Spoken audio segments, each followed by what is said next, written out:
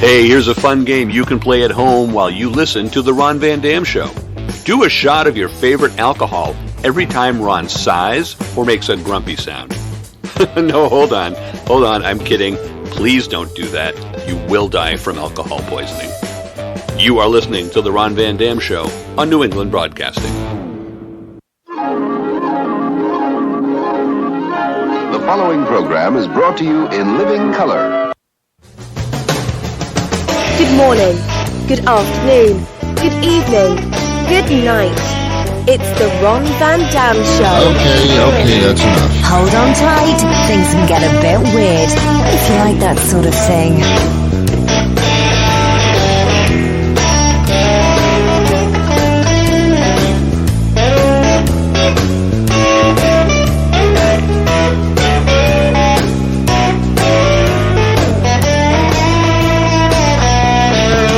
Hey, welcome to the program of enormous proportions. Look at the size of this thing. It's unbelievable. Thanks for stopping by. Make yourself comfortable. I'll be entertaining you for the next 30 minutes. At least I will attempt to do so.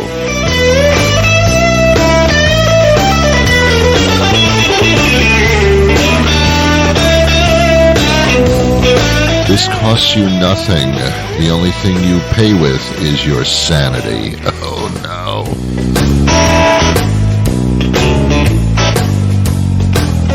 Hey, tell your friends about the program. You'll no longer have any friends. Hey, you know, that's not such a bad thing. How many Facebook friends do you have? Ooh, that means nothing to me.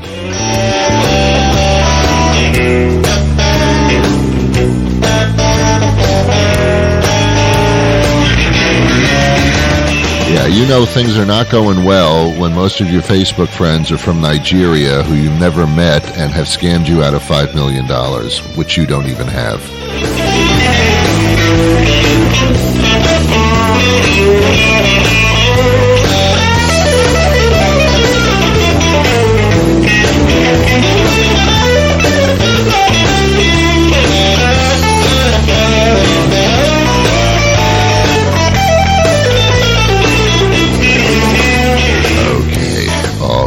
That'll be enough theme music. Thank you. Theme music provided by Jason Shaw. Opening and closing themes, incidental music. Incidentally, that's Jason Shaw. Thank you so much, Jason Shaw. Have I said his name enough?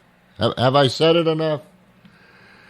John Shanahan does the opening announcements, many of the comedy segments on this program. He is a comedy genius. Thank God he's connected to the program. Otherwise, he could be my enemy, and that would be bad.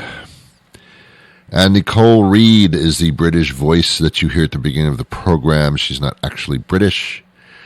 She books many of the, or is she? She books many of the national interviews that we do on this program because I'm apparently totally incapable of doing that myself. And believe me, that's true. I will be the first to raise my hand for anything. I'll be the first to raise my hand and say, I'm not good at everything. I'm really good at certain things. I really suck at others. And that kind of balances me out. What do I suck at the most? Well, it's a bucket list that goes on longer than a CVS receipt. I think that the thing that frustrates me the most that I'm unable to do is assemble furniture. I will not do that. I can't do that. I cannot. I would rather deliver a baby through my uterus, which I don't have. Can you rent one of those, by the way? No. I would rather deliver a baby through my uterus than actually assemble furniture, which is, I guess, similar. I won't do it. Every time I drive by an IKEA location, I cringe. Like, ooh, that has to be assembled. Ooh. Bothers me. Christmas used to bother me because my kids would like their toys assembled, or whatever it was assembled, the bicycles, things like that. I can't do it. I don't know where the pedals go. I don't know where the pedals go on a bicycle. Whether they're going on the handlebars, I don't. And I can't follow directions at all from anything or anybody. I could never be in an orchestra with the who's the guy with the baton, the conductor, telling me what to do, when to come in. Come on, seriously? Don't tell me what to do. School was difficult for me for the same reason. Teachers would be trying to teach me, and I'd react by going, "Ooh, don't talk to me like that. Do not talk to me like that." I did not like that, especially when they handed out homework. I want you to read pages 5 through 2053 tonight, and we'll talk about it tomorrow. Don't tell me what to read. Oh, yeah? I don't think so. And I want you to take these papers home and take this little test. Don't tell me what to do when I'm out of the school. That's not your business. That's where I live. You can't tell me what to do in my own house. Oh, I hated that. I was very bad at school. Didn't mind learning stuff if I was interested, but through osmosis, I didn't learn anything. I took 3 years of French. I don't know what that means. 3 years of French classes in school, in high school, because you had to take a language. And believe me, most of the people I knew in my own high school could hardly speak English. It was difficult for them. And they were Americans. I mean, they conjugated all the wrong verbs. It was awful. But we had to select a language, so I chose the language of love so that I could enhance this personality that you're listening to. So I figured I'll take French. I don't know why. Other people are taking Italian. A lot of people took Spanish. I figured, well, I'm going to learn that just by osmosis anyway. So I took French.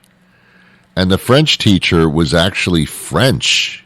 Yeah, he was actually from France, but he lived in the United States and taught at this high school. So he was actually French. He was Mr. Bogatti. Can't believe I remembered his name. I can't remember where I put my keys, yet I remember the teacher from my French class. And he was lucky. He had me for 3 years. Oh, he'd had enough of me for 3 years. Because I was a class clown, obviously. The sarcastic son of a bitch, class clown. And every time Mr. Bogatti would say, Ron, how do you say I'm going to the library in French? And I would say, I am going to the library.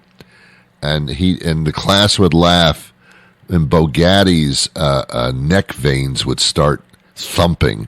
You could actually hear them thumping. His veins would show up like worms started to crawl on his neck. He hated me because I made fun of his little language. Ron, could you please tell us how are you today? Say that in French. How are you today? Oh, my veins are popping, Van Damme. So that was me. I was the class clown. I even wore the big floppy shoes and had the big red nose and had clown makeup. I took class clown very literally. I would show up in the classroom in a tiny little car. And I took it literally. I'd do pantomime, and it was crazy. It was crazy. I'd make believe I'm pulling on a rope and there'd be nothing there because that's what pantomime people do. I hate pantomime. I did it for a while when I was in what we call junior high school. I think you call it middle school. I don't know what the hell. And I would get up on the stage and I would do pantomime, and because I didn't have to talk. I liked pantomime because I didn't have to say anything. I didn't have to remember any lines or anything like that. And I could hide behind this little mask of drama. and I would pull on a rope. It wasn't a real rope. There was nothing there. I would make believe I'm pulling on a rope, and then I would make believe I was stuck in a box. I mean, everybody feels that way, don't they? Look, he's stuck in a box just like I am. Yeah, pulling on a rope, being stuck in a box. Those were my specialties. You know, Ron, you being stuck in a box and pulling on a rope, you're amazing. I know. I mean, I know I am missing. Oh, the French accent, we love that class clown stuff. Anyway, yeah, that's what happened. So, yeah, I can't be told what to do. It's just not in my DNA, my SUV, my SVU. I can't follow directions, and that's why I cannot assemble furniture. Whoa, full circle. Nicely done, Ron. I cannot assemble I would rather not sit on it at all. Yeah, I remember getting a desk chair from Staples. By the way, what is a store named Staples selling desk chairs? Shouldn't you be concentrating on specialty staples? I never understood the title of that store. I guess Staples could be taken to mean that these are staple office items. Staple office items meaning office items that you would use on a regular basis as a staple. I get that. I think I get that. But because it is an office supply store, I'm figuring that their selection of staples should be magnifique. I mean, they should have staples from every country, all different colored staples. I just see them in that metal color, that's all. In boxes of all different sizes. I mean, we are a specialty store on staples. Okay, that's the last thing that I would think a specialty store would be devoted to. Yes, all we have is staples. No staple guns. We don't have that because guns are not allowed here. We just have staples. Do you have any pencils? No, staples. Look at the name on the store. So anyway, I went in there and I bought a chair. And I sat in a chair in the Staples store, and it was extremely comfortable. And I sit in chairs a lot. As a matter of fact, it's what I do. It's my bane of existence is sitting in a chair. I'm a talk show host. I could stand, but I choose not to. So it was ergonomically comfortable for me. I don't know what I meant. I don't know what that meant. So I sit in the chair in the Staples thing, and I say, okay, I'm taking this chair, and I start to leave. And he says, oh, no. That's the floor sample. I said, oh, good, okay. Is it discounted because it's a floor sample? Other people put their ass on the chair, so is it discounted? No. We're going to sell you the chair. Okay, I'll wait here, and you bring me the chair. And this guy comes out with a box, and I said, what the hell? How does that chair fit in that box? He said, listen, moron. And by the way, my name is Ron, so when he said moron, I thought, okay, that's part of my name.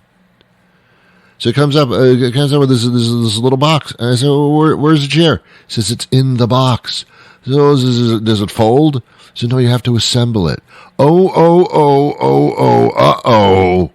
You said the dirty word to me. I don't assemble things.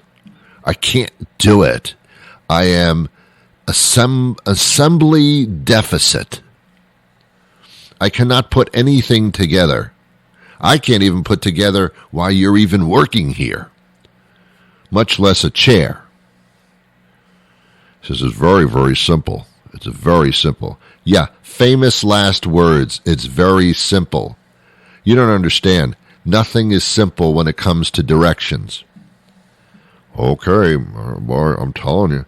So I bought the chair, I bought the box home. I opened the box. There's like 2,000 pieces. All kinds of screws and nuts and bolts and Deli meat. I couldn't understand. There was an Allen wrench, a wrench for a person named Allen. I'm not named Allen. What am I supposed to do with this wrench, Bob? If my name was Allen and there was an Allen wrench in the box, I'd say, oh, okay. Possibly they understand that this is for me. So I'm assembling the chair, and it doesn't look like a chair. It looks more like a torture implement used in the 16th century. I've got the wheels of the chair up on the arm area. It just doesn't, because I can't follow directions. I refuse. I hate to be told what to do. They even have illustrations. And see, I don't follow the instructions because something always goes wrong. There's always, I'm a screw too short, which people have said to me before. I'm a screw too short or a piece heavy. So I just look at the picture and I put the stuff together based on what the picture looks like. I figure, well, at least I can be creative that way. I cannot assemble things. My children never rode bicycles because I could not assemble them. Ron, you can buy the bicycles full. You don't have to assemble the bicycles. Now you tell me. Yeah, it's been a difficult life accordingly, not to be able to assemble things. School is horrible. School is a horrible situation. It is horrible. I'm just not able to do it. I don't know whether is that ADD, assembly deficit disorder. I don't know what it is. I'm sure there's a name for it. There's a name for every single disease and problem. I don't know what half those words are. Like if you have a fear of pianos, you would think that would be pianophobia. It's not. It's too simple. We don't make things simple. The English language is very, very complicated. I have an acquaintance who is from the Orient. I believe he's Chinese. I really don't know. I don't ask him. He doesn't ask me. We get along. But I think he's Chinese. And I remember going to Chinatown, and they have hieroglyphics. No, that's the way that they write. They write with symbols. Whoa, that is kind of like caveman stuff, isn't it?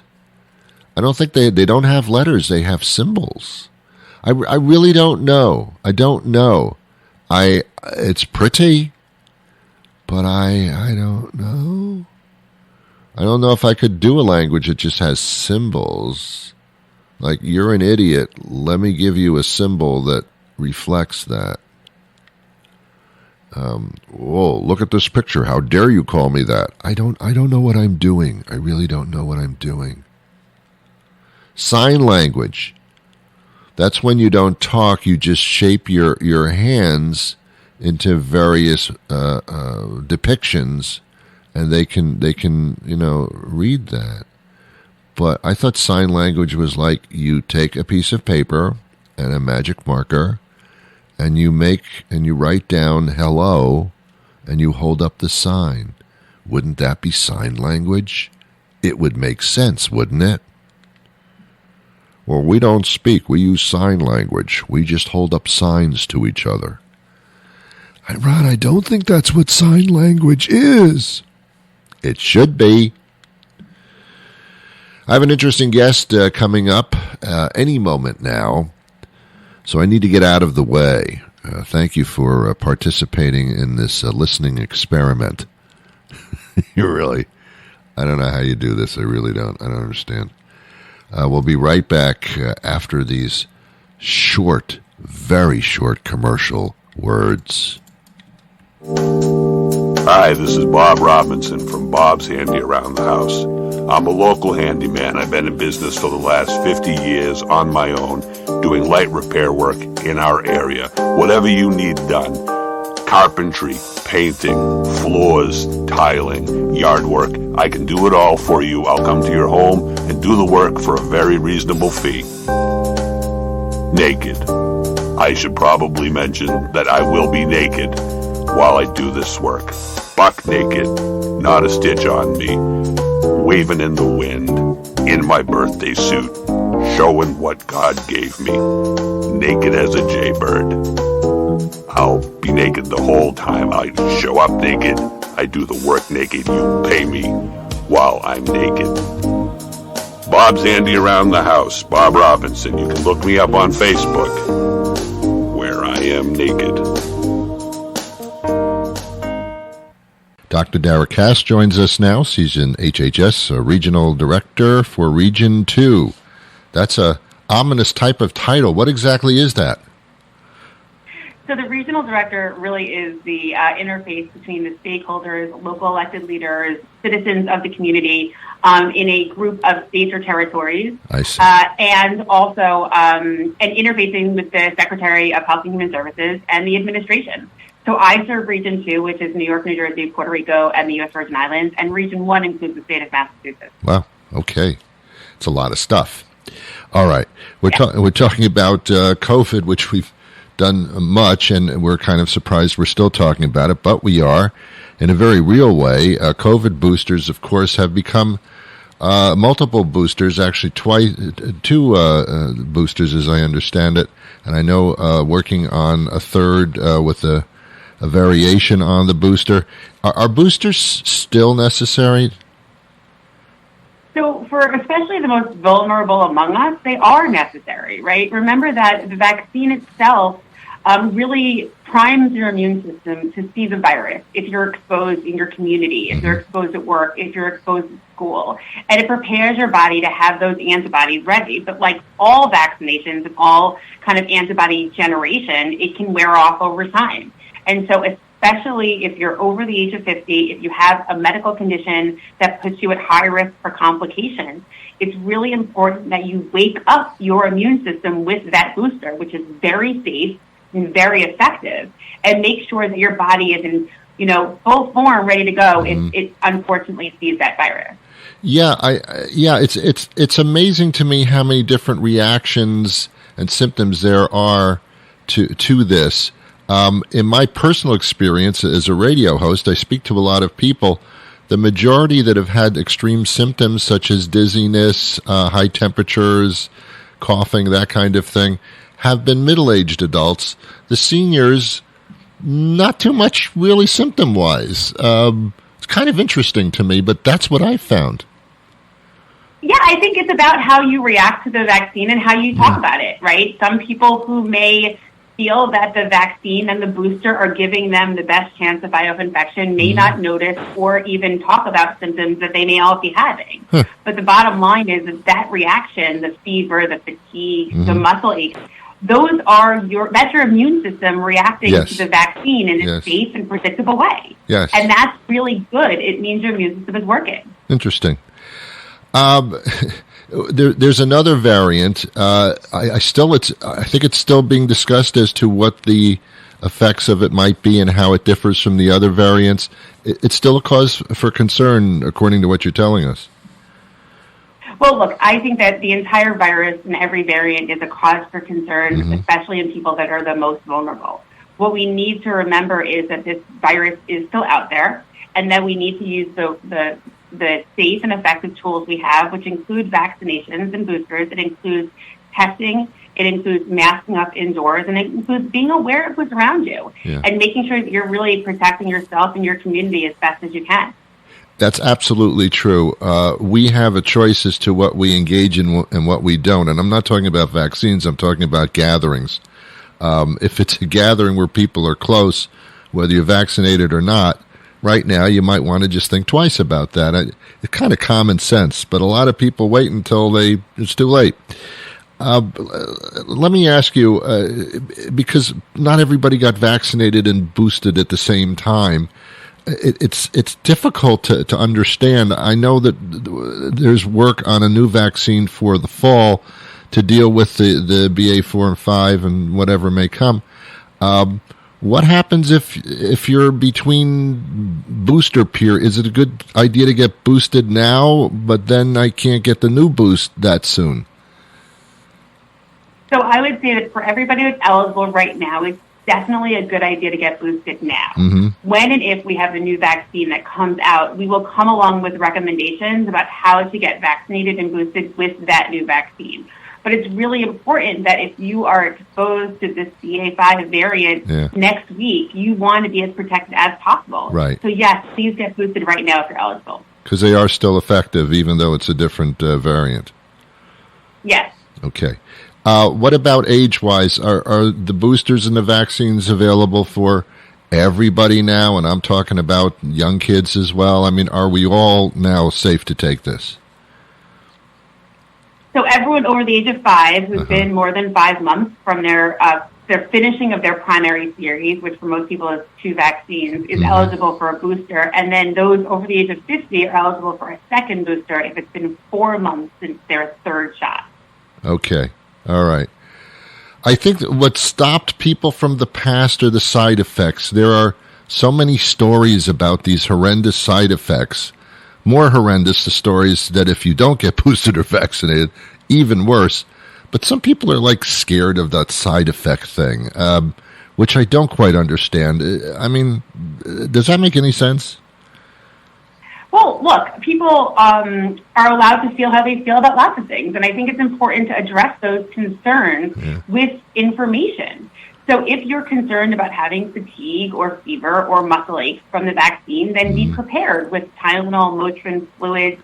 Right. You know, sometimes people choose to take the day off of work the next day or get vaccinated on a Friday so they can rest on the Saturday if they have side effects. What we can say unequivocally is that the side effects of the vaccine often pale in comparison to the effects of having the virus. For sure. And that the vaccine itself is very, very safe and effective against the most severe consequences of this virus, which unfortunately still remains to be hospitalization and death. Yeah, I mean, to me, the bottom line is keep me out of the hospital. I mean, that's pretty much it. I've had the flu before. I stayed home for 4 days to a week, which I think is even longer than what the COVID is looking at. And I survived that. I mean, it was the flu. We're getting into a world of pansies here because you don't want to go to the hospital. You don't want serious complications. Get vaccinated. I don't understand what the problem is, to be honest with you. All right. Where do we can get COVID vaccinations almost anywhere now. It's not tough to get. What if people needed more information or had more questions? So the best resource for information on vaccines and vaccine locators is actually a federal website called vaccines.gov. Yeah. And you just go to vaccines.gov. You can put in your zip code. It'll tell you where the nearest vaccination center is. But most importantly, it has a lot of information and answers a lot of people's questions about boosters and vaccination and side effects and variants. Yeah. It's a really great resource for anybody that has questions or concerns. And of course, you can always reach out to your primary care medical doctor and ask them questions as well. Yeah. I'll tell you a quick little funny story. It's not really funny.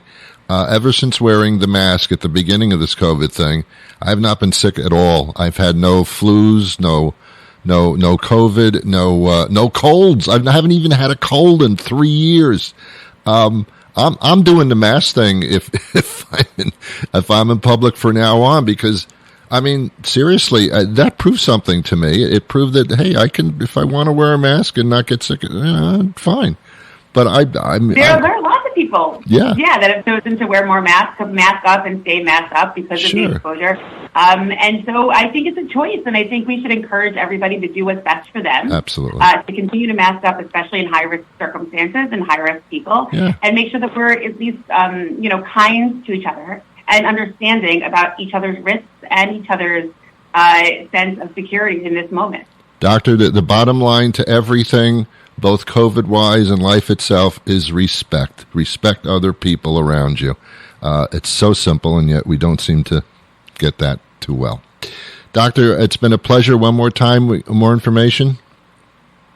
So the best resource we have is vaccines.gov. You can go there, find information about vaccines and information on safety, efficacy, and where it's available nearest you. Great. Dr. Dara Kass, thank you so much for your time. Well, that'll do it for me today. You've been wonderful. I'll be back again on Monday with a brand new program. I hope you join me then. Until that time arrives, which could be like a while, I wish you peace. All right, that's it. That'll do it. That's enough.